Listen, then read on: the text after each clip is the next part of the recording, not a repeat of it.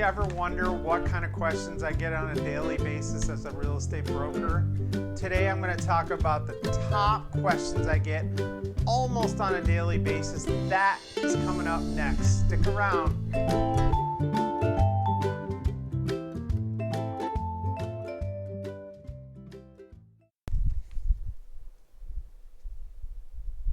Oh, I'm on? Oh. Hey everybody, it's Matt Allen here with the Allen Real Estate Team. I hope you're having a great day today.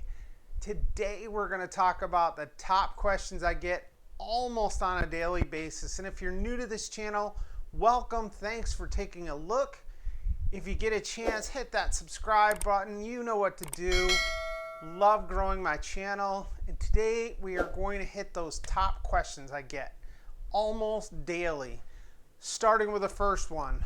What is the market doing in Central Florida? Really? Let me answer that question for you. It is off the chain, as the youngsters like to say. It's crazy market right now. We just have a ton of things going on. Lack of inventory is driving up prices.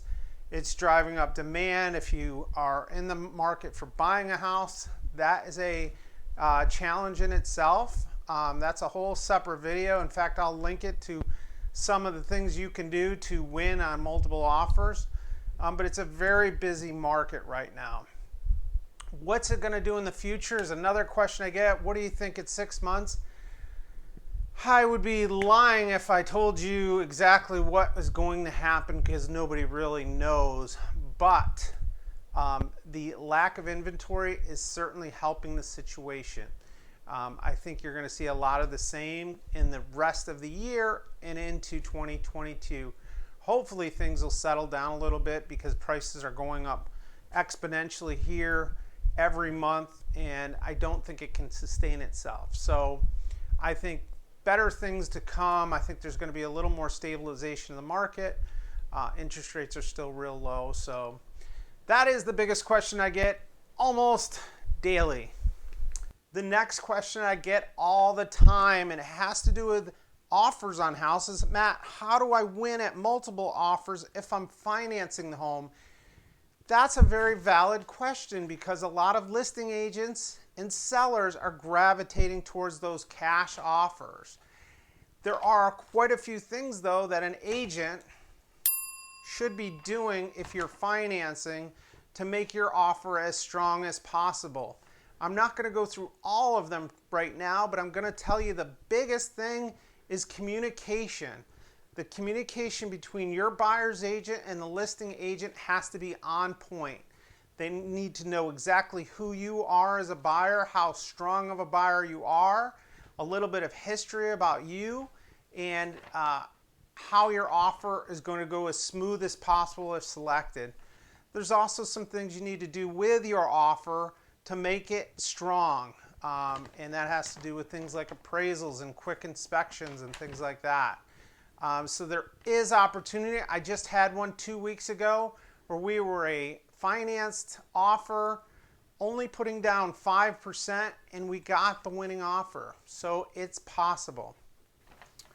This leads right into my next question I get all the time. Should I give up all my contingencies and just let it ride, hope for the best? I wouldn't. I don't know why you would. I always try to advise every buyer I'm working with the way I would want to be treated as a buyer. You definitely don't want to give up your contingencies for inspection. There's modifications you can do for the appraisal contingency. Your financing, you most certainly don't want to give up your financing contingency. But there's ways of going about making that a stronger offer to the sellers. Your inspections you can make quicker. You can modify your appraisal contingency so it has to appraise for a certain amount. So there are some things you can do, but don't give up all your contingencies. I would not advise that. And in a year when you're having issues with the house, you're going to come back to me or whoever your agent is and be pretty mad. So I wouldn't want that. It's not worth it. It's not worth it at all. The next question I get is on the flip side when I'm representing a seller and they ask me, well, how do I know what's the best offer when there's 20 offers on the table? Another valid question. Again, we like to go for those cash offers, but that's not always going to be the best offer out there. If the cash offer is an investor or an out-of-town buyer, sometimes they get a little flaky, and after a couple days, they just cancel the contract. And I've seen it. I saw it last week where an investor came in, never looked at the house, came and looked at it and said it's not worth what we put the offer in on it, and immediately canceled. And the seller starting back at ground zero. So again, on the flip side, being the seller, look at the circumstance of each offer.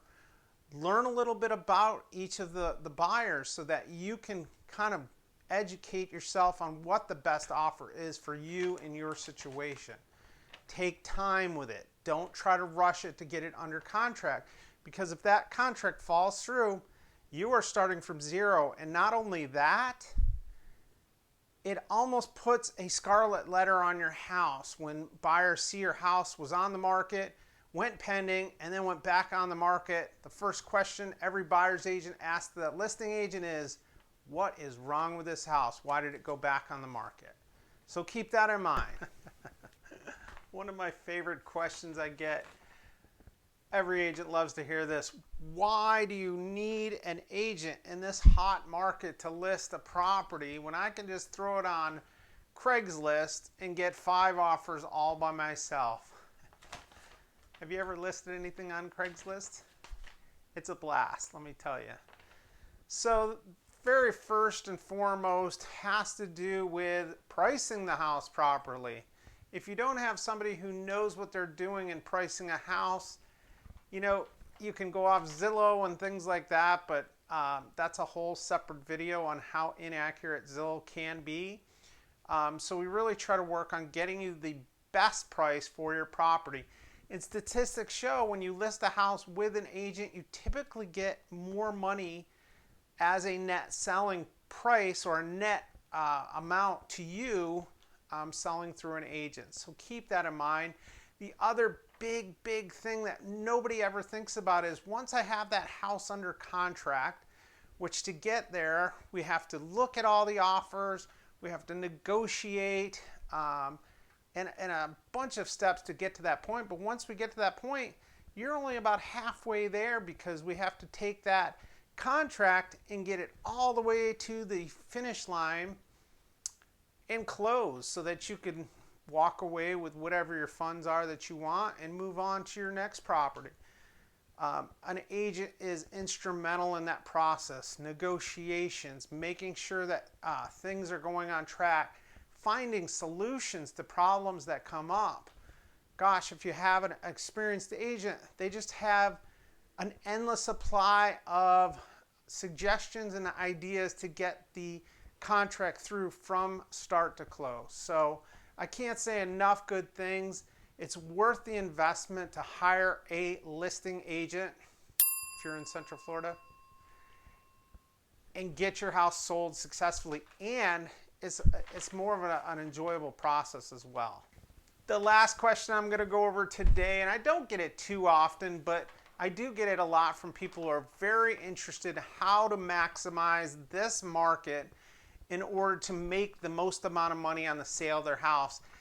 And they don't always like the answer that I'm going to give, but it's probably the best solution in order to maximize the profit on your sale of your house.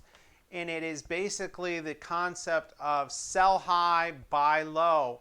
Right now, you're not going to be able to buy low, so the only alternative you have is to lease or rent a house in the interim until things change, and then go in and buy a house. So that's the best way to do it. It's far from ideal, I know, but if you're looking for the best way to maximize your investment, that's the way to go. I hope this video was informative for you. Hit that like and subscribe button, as I said in the beginning of the video, and there's more to come. So stay tuned. Have a great rest of your day, and we'll see you on the next video. Bye-bye. Sell my house on Craigslist. I I can't even sell a bicycle on Craigslist. You might as well sell your house on a garage sale. It's almost as good.